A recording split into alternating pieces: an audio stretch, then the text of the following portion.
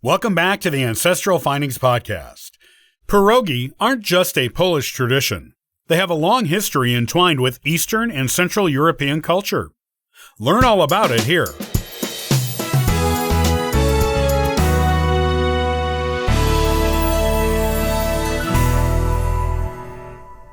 Pierogis are an iconic food most usually associated with Polish culture. But actually, they've historically been made in different variations all throughout Eastern and Central Europe. Lots of families pass their pierogi recipes on to future generations, which means that there's a lot to learn from this food. Depending on the variant, you may even be able to learn a little something about your family's roots. By the way, if you're wondering about the correct pronunciation, it normally goes like so, pierogi. This is as opposed to pierogi, or other pronunciations we sometimes hear in the States. Another interesting tidbit before we get started, pierogi is actually the plural version of the word in Polish. The singular, which is seldom used, is pierog. What are pierogi? Pierogi come in many forms, served either as appetizers, main courses, or a dessert. At their core, they're a dumpling that are first boiled, then fried to give them a bit of browning. When frying them, one common way to make them is with butter and onions, which adds a lovely, delicate flavoring to the dough.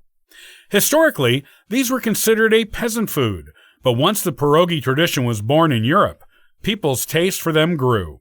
People of all classes, including nobility, quickly adopted them, and with that rise in popularity, the number of variations started to grow.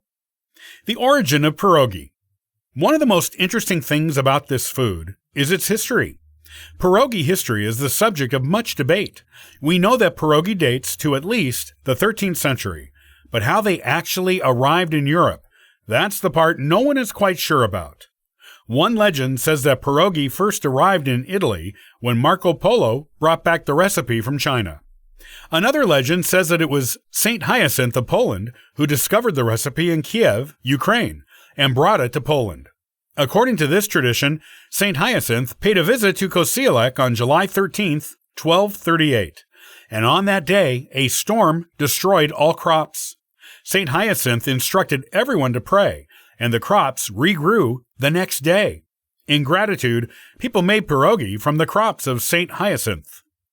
Different versions of that legend say that Saint Hyacinth was the one who made pierogi, using them to feed people during the famine that followed the Tartar invasion in 1241.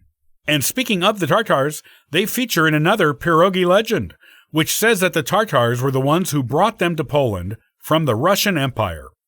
So the truth is, no one really knows where pierogi came from, but they've been a staple throughout Eastern and Central Europe for centuries. Variations on the pierogi. Pierogi all have a few things in common. First, there is the dough, which is made with flour, warm water, and sometimes an egg. This is then rolled out, cut into circles, and filled, forming half-moon shapes with the free edges of the dough pinched together to seal the filling inside. The fillings are where pierogi really differ. Mashed potatoes are the most common and perhaps the most traditional of the fillings, but they can also be filled with sauerkraut, fried onions, farmer cheese, cottage cheese, cabbage, mushrooms, meat, spinach, or whatever else you can think to put inside the dough. To make dessert-style pierogi, most people use fresh fruit filling of various types: apple, plum, raspberry, strawberry, cherry, and so on. Though, it is possible to use jam instead of fresh fruit filling, too. Lots of different countries also have their own unique variations on the pierogi. Even though the true origins are murky, they're traditionally considered a Polish food, and in Poland, they're considered a national dish, one so popular that they feature at lots of festivals and other events. One variation was made quite often for weddings, the pierogi kerniki, which was filled with chicken. One of the most popular Polish fillings is a mixture of quark, which is similar to cottage cheese, along with potatoes and fried onions. Meat, mushroom, and cabbage pierogi recipes are also common, as are berry pierogi. In Ukraine, pierogi are called vareniki, And they're also a national dish that features prominently on holidays, particularly Christmas Eve. In some Ukrainian regions, they may also be called pierogi, particularly in western Ukraine.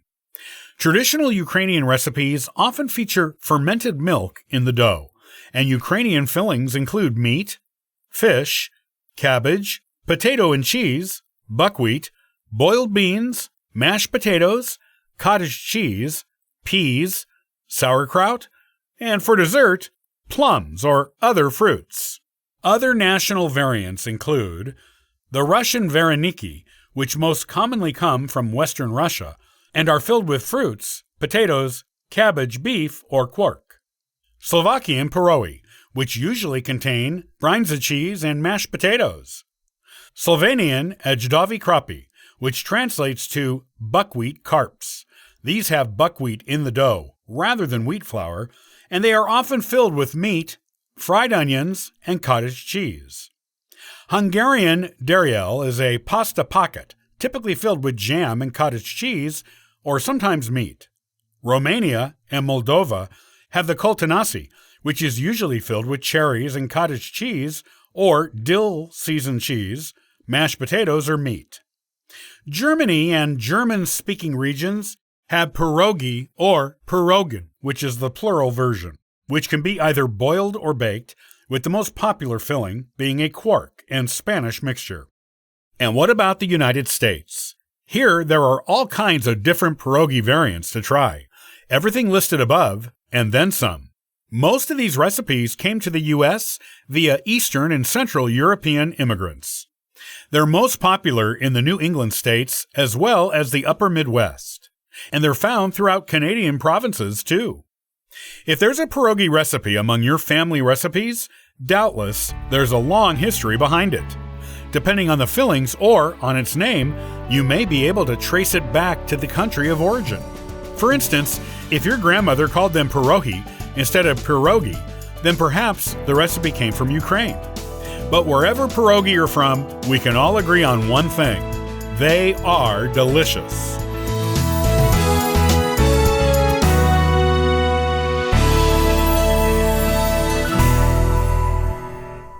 Many thanks for listening to and following the Ancestral Findings podcast. Did you know that AncestralFindings.com has offered free genealogy lookups for 27 years on the internet? Come on over and request a free genealogy lookup, download a genealogy ebook for free, and register for the weekly historical postcard giveaway. I hope you have a wonderful day and happy searching!